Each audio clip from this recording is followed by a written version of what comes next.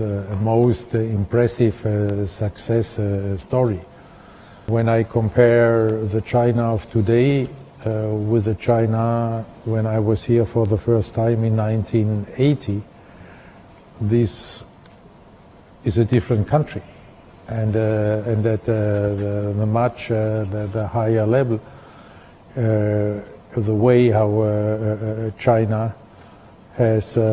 brought all its people out of poverty and famine in such a